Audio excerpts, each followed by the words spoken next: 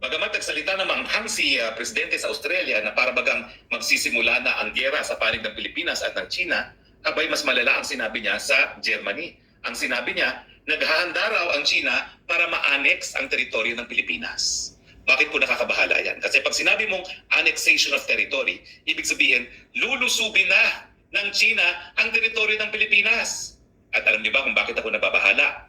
Kasi sa panahon ngayon, na sinusupil ang malayang pananalita sa pamamagitan ng pagkulong kay Ka Eric at kay Dr. Badoy, sa pamamagitan ng pagsasara ng SMNI, sa pamamagitan ng pag-aaresto ng Kongreso, para bagang ito ay preparatory to martial law. At ano naman po kinalaman ng martial law doon sa sinabi ni PBBM na baka i-annex ng China ang ating teritoryo?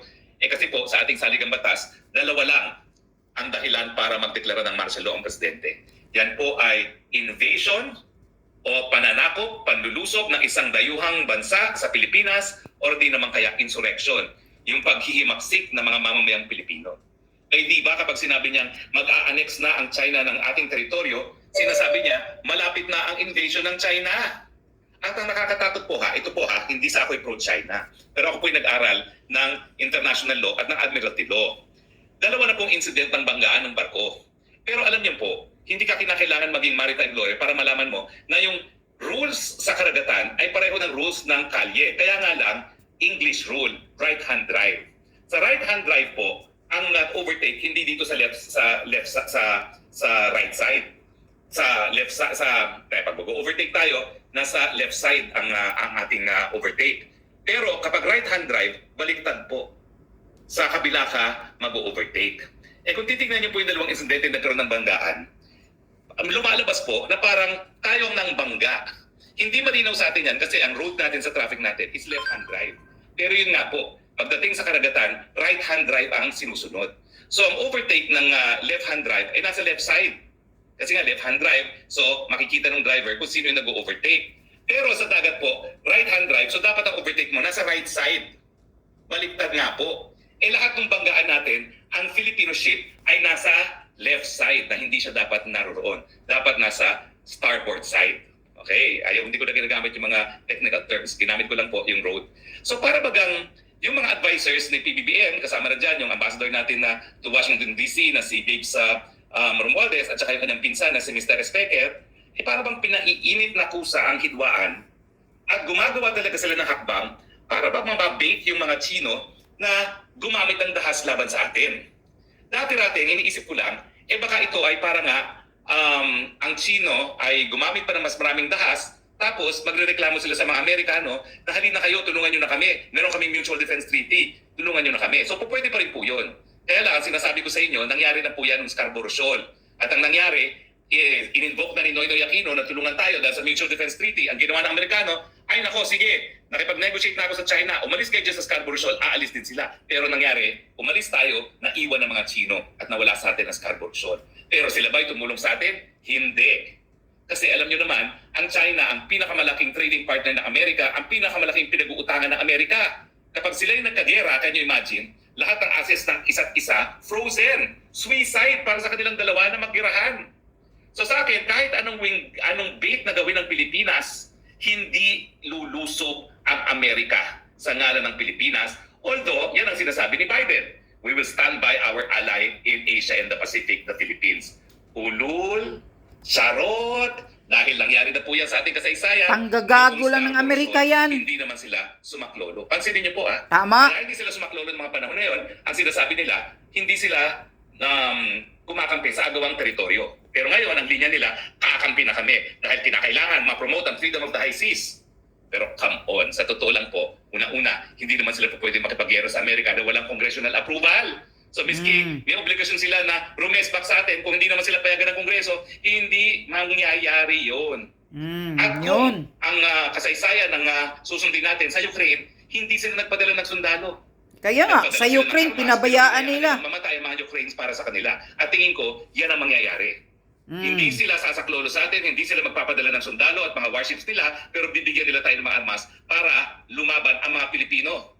Wika nga ng isang observer. Gawin tayong America will mga fight China until the last langgam. Filipino. Pero hindi sila magpapakamatay para sa atin. Tama. gagamitin nila mga Pilipino para labanan ang China. Pupunduhan nila tayo yung gera nila, pero gaya ng nangyari sa Ukraine, pag masyado ng mahal ng gera, iiwan tayo sa ere. Nangyari po Traitor yan sa yung mga Ukraine. kano eh. Huwag niyong sabihin na ako'y anti-American lang. Yan po ang karanasan ng Ukraine. Correct. At ngayon po, Tama siyempre, yan. mas matindi ang possibility pag naging presidente si Trump, talagang wala nang aasahan ng Ukraine. Pero ang mabuti naman yan, kung mananalo si Trump, ang sabi niya, isang araw lang, tatapusin ko na yung gera sa Ukraine. So, mukha namang pag si Trump ang naging presidente, mukhang mas safe sa mga Pilipino dahil hindi talaga siya makikigera dahil ang interest niya ay mga lakal, no? At ang interest nga niya paano magkapera, paano tubuan ng mga Chino, hindi manggera. Yan lang po tingin ko, no? Yun nga dapat. Hindi na makipag-away. Hindi ko akalain na sasabihin ko to tungkol sa isang Republican leaders. Pero mabalik tayo, bukod pa doon sa gusto nilang ma-provoke ang Americans na tumulong sa atin using the MDT, kaya talagang sila, tayong mga Pilipino ang nagpo-provoke. O bakit ba sila sabi nagpo-provoke? Talaga naman po may agreement na status quo. So hanggang hindi tayo magpapadala ng repair materials sa Sierra Madre, hindi nila pipigilan. Pero nangyari po, kaya tayo nawawagan kanon, talaga nagdadala sila ng repair materials. Alam naman nila na kapag repair materials, talaga hindi tayo papapasukin. Pero paulit-ulit nilang ginagawa. Bakit? Kasi nga gusto nila na talagang ang China maging mas aggressive para pag naging mas aggressive ang China, sasabihin natin, hanggang saan tulong? Mutual Defense Treaty. Pero nga po, I doubt kung tutulong si Mutual Defense Treaty ang mga Amerikano, baka mangyari, etong barel, sige, laban mga Pilipino. Ganun ang gagawin nila sa atin. Will fight US to the last Filipino. At siyempre, Tama. magiging Ukraine ang Pilipinas. Pero bakit ko naisip ang martial law? Kasi nga, dahil doon sa karanasan natin kay Marcos Sr., napaka-stricto ngayon ng saligang batas. Dalawa lang ang pwedeng maging dahilan sa deklarasyon ng martial law. Panulusob ng isang dayuhang bansa at himagsikan sa Pilipinas. Well, ang himagsikan naman, halos namatay na o patay na yung si PBBM, kaya nga hindi na dapat magpagpistos. So ngayon, ginamit ni PBBM yung salita annexation. Ang ibig sabihin yun, linulusob na ng China ang Pilipinas. Inaangkin yan, ang ating bubo teritoryo. kasi. Meron ng invasion at dahilan na para mag-deklara ng martial law.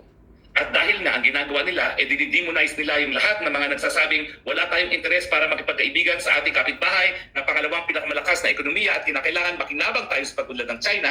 Tinatawag nila ako Harimaw, sinasabi nila Taksil. Ang ibig sabihin yan, sino ngayong Pilipino ang tututol sa deklarasyon ng martial law kapag sinabi ni Presidente Marcos na linulusob na ang Pilipinas at ina-annex na ang teritoryo ng Pilipinas? Yan ay classic invasion, dahilan para mag-martial law. At mukhang mauulit muli ang kasaysayan na dinaanan natin under Marcos Sr. Correct. Itong martial law, plan B nila kung hindi nila maiusad yung charter Yung change sa PI pamamagitan nila. ng bribery initiative. Kung Yes. hindi nila matatanggal ang Senado at kung hindi nila mapapatagal ang termino ng lahat ng nanunungkulan ngayon sa pamamagitan ng charter change, gagawin nila yan sa martial law. Babaliwalain nila ang 1987 Constitution, wala mo ng saligang batas, magkakaroon ng panibagong Freedom Constitution na one page, mananatili sila sa pwesto hanggang gusto nila, ikukulong nila ang lahat ng kanilang mga kalaban, ipasasara ang mga media establishments, hindi lang ang SMNI, kaya kayo GMA, Bulletin, Inquirer, The Star, tandaan ninyong sinasabi ko, kung nagawa nilang ipasara yung kaisa-isahang media outfit na sumuporta sa kanila ng eleksyon, anong gagawin nila sa inyong mga naging kalaban niya ng eleksyon? Huwag kayong maniwala na kayo ay safe. Pag nag-martial law, lahat kayo sarado dahil kalaban ng diktadura ang malayang pananalita at malayang pamamahayan. Mark my word, matuto na kayo sa kasaysayan. Correct. So bakit sa tingin ko magdedeklara si PBBM? Kasi nga po, yung binitawan niyang salita na China will annex our territory, yan po ang tinutukoy niya, invasion na basehan para magdeklara ng martial law, mawala ang demokrasya, mawala ng bisa sa saligang batas, pwedeng supilin ang karapatan ng malayang pananalita, yung peaceful assembly, at dahilan para magpasasa na naman siya sa posisyon gaya ng ginawa ng kanyang ama. Agree or disagree? Tingnan. Yan, sinasabi ko na nga ba eh. Talagang may balak si BBM na magdeklara ng martial law. Ito na, naririnig na natin kay Harry Roque na nagsasalita pala sa Germany si BBM, nagpahiwatig na parang i-invade na ng China ang territory natin sa dagat, sa West Philippine Sea. Talagang marunong eh. Wise sa mga kademonyuhan. Yan. According kay Maharlika, utos lahat yan ni Lisa Marcos. Yan, tingnan nyo. Mismo si Harry Roque nakaramdam na ng ganito. Kasi nga, pag hindi nila maipapatupad yung charter change, yung jutang inang PI ni Tambaloslos at ni Lisa, na mapapahaba yung term nila, ito ang pangalawang plan B nila. Plan B. Na magdeklara ng martial law. Nagpapahiwatig na kunyari sa Germany na i-invade, aagawin ng China ang territory natin. Tingnan nyo, talagang gusto niyang sundin ang yapak na ginagawa na kadimunyuhan ng ama niya. Kaya kayo mga men in uniform, magmatyag naman kayo, wag naman kayo laging sip-sip, na ang inaatupag nyo, ang tinitingnan nyo lang, yung isang pamilyang binubudol, niluluko na tayong lahat. Kailangan yung protektahan ang bayan natin. Kaya kung anuman mangyayaring gulo, na mapapalayas yan, hihilain yang si BBM dyan sa Malacanang, huwag kayong mag-react, protektahan nyo lang. Dapat andyan kayo na magproprotekta sa taong bayan dahil hindi makaupo si BBM bilang presidente kung hindi pinaupo ng taong bayan. Ang power niya na nahalal siya ay galing sa mga mamamayang Pilipino.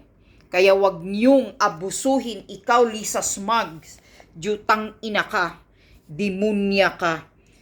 Sabi ni Maharlika, sangkot ka sa extortion, sa extraction sa mga bata sa Turkey. Inayupak ka. Kailan pa matatapos yung kademonyuhan mo? Yung pagwawaldas mo ng pira, na kahit yung eroplanong paglipad ninyong hinayupak kayo, nilalagyan mo ng punong-puno ng bulaklak. Maganda yun, inaalayan mo na yung kamatayan ninyo, tang ina ka. Naglalagay ka, halatang nagwawaldas ka ng pera ng bayan. Bakit kay PRRD noon, wala naman yung mga bulaklak-bulaklak? Nasa handrail ng eroplano, hawakan ng eroplano, nilalagyan mo ng kadami-daming bulaklak. Para ano? Magyayabang ka? Umaasta kang powerful ka? Kahit anong gagawin mo, Lisa Smugs, demonya pa rin yung kaluluwa mo. Dugyot pa rin ang paningin ng tao sa'yo. Dahil nga wala kang magandang ginagawa para sa kabutihan ng bayan, kundi sinisira mo ang lahat na maayos at magandang bayan ng Pilipinas. Kaya ang paningin namin sa iyo, Lisa, isa kang demonya na nakaupo sa palasyo, na nagdidikta. Sana sa maganda, sana ang utak ni BBM, hindi niya sundin kung ano yung mga dikta ng demonya niyang asawa. Ngayon, naririnig ko yung vlog ni Colonel Beltran. Mayroon daw nagsasabi na kaibigan niya na nasa Malacanang, na nagtatrabaho sa Malacanang, yung si Colonel Retired Beltran. Sa vlog niya, napakinggan ko kanina, na nagsasabi daw yung kaibigan niya nasa Malacanang na hindi na daw nila kaya. Hindi na daw nila kaya talaga. Wala na daw talagang mangyayari sa bayan natin. Dahil nga ang lahat sana ng magandang plano ni BBM, ay andyan ang demonya, pinipigilan daw si BBM sa mga plano niya. Ganon ang mangyayari. Dahil nga, hawak ni Lisa Marcos si BBM sa liig. Walang yagballs, walang backbone na hindi tatayo sa pagkalalaki niya. Ikaw naman sana ang binuto ng taong bayan, BBM. Bakit hindi mo sampalin o hindi mo disiplinahin yung asawa mong walang respeto, walang disiplina sa sarili niya? Kahit ikaw sinusuntok-suntok ka sa harapan ng maraming tao, sa harapan ng mga kabiniti mo kahit saan sa publiko. Ha? Ginaganyan ka ng asawa mo, BBM, hindi ka ba nahihiya? Presidente ka? Gaganyanin ka lang ni Lisa lagi? Ha? Yan ang sinasabi ni Maharlika. Dahil mismo si Maharlika, marami ding mga kaibigan na nasa Malacanang. Kaya alam niya kung ano ang nangyayari sa loob ng Malacanang.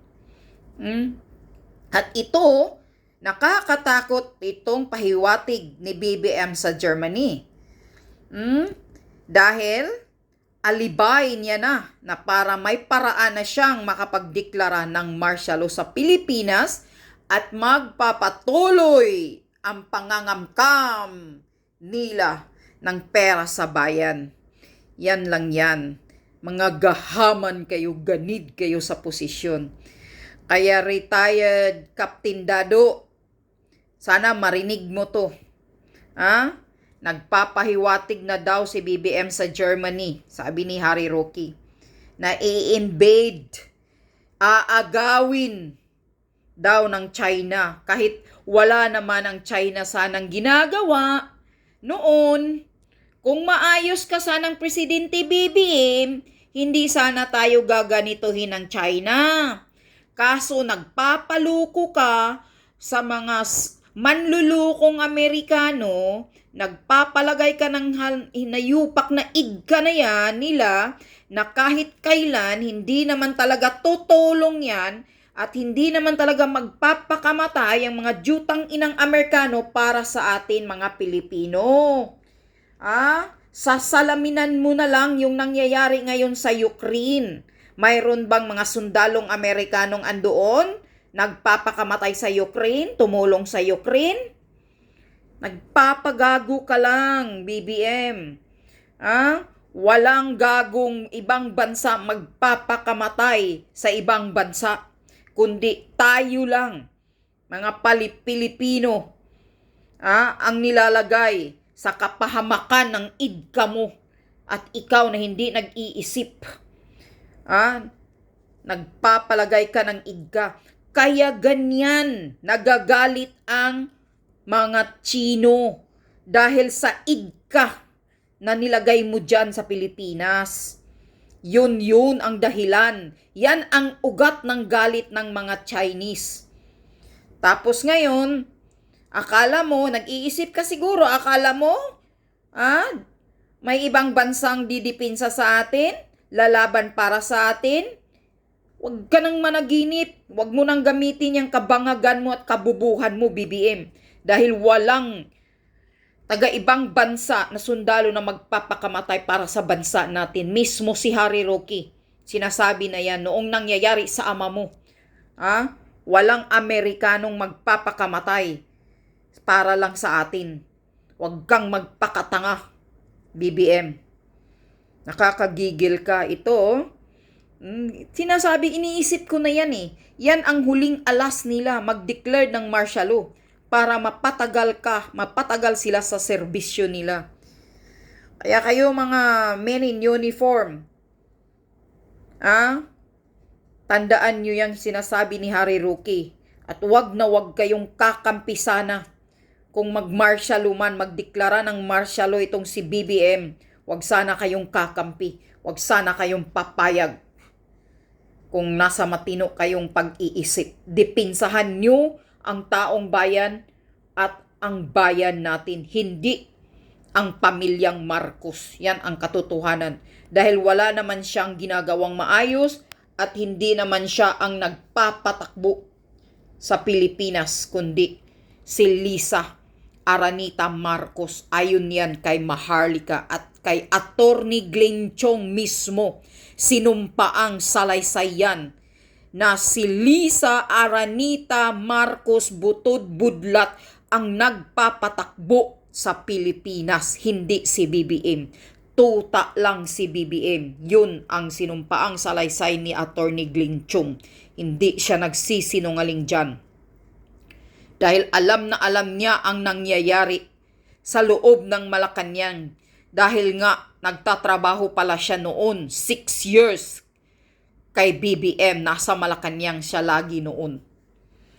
At saka, naririnig ko bagong balita, namatay na pala itong si Ricardo Solita. Hindi natin alam kung ano ang kinamamatay. Kahapon, kagabi na panood ko sa balita. Yun ang kaibigan ni Bantag, nakasamahan ni Bantag noong naka-assign sa Bilibid na ginigipit din ni DOJ Rimulya. Namatay na daw si Solieta, pero wala silang pinapakita kung ano ang dahilan ng pagkamatay. Sinasabi lang ganito, ganyan. Huwag nyo nang lukuhin ang taong bayan dahil hindi lang yan ngayon. Marami na kayong ginigipit. Halatang gusto nyo talagang gipitin ang mga taong kumakalaban sa administrasyong ito. Si Minay, si Pastor Kibuloy na walang ginagawa. Hindi nyo madala-dala sa Supreme Court ang kaso. Kaya gusto nyo, kayo ang maglilitis dyan sa Senado. Ikaw, Senator Hontiveros. Walang hiya ka ring senator ka. Baka nangangarap kang tatakbong pagka-Vice President o Presidente. Huwag ka nang mangarap, Day. Dahil ihambalos ka namin na ibagsak namin yung kandidatura mo. Hindi ka mananalo. Mabaho ka pa. Akala mo nagpaipal ka ngayon? Ginigipit mo ng todo ang si Pastor Kibuloy? Dalhin mo sa Supreme Court ang kaso niya kung totoo yung mga witness mo. Huwag kang magbigay ng mga witness, maglagay ng witness dyan na puro nakatakip yung mukha. Ilabas mo yung mukha nila kung matapang sila. Nag-witness nga sila dyan kasi gusto nilang nagtapang-tapangan sila. Ba't nakatakip yung mukha nila? Yan, sige, tuloy-tuloy nyo pa ang kadimunyuhan ng gobyernong ito. Talagang tandaan mo, BBM, ang sinasabi ni PRRD. Kung hindi ka bababa pagkatapos ng term mo, kung makatapos ka ng 6 years, yan ang tandaan mo, kung matatapos mo. Kung hindi ka bababa after 6 years, mangyayari ang nangyayari sa ama mo. Yan ang sinasabi ni PRRD. Walang hiya kayong mag-asawa kayo.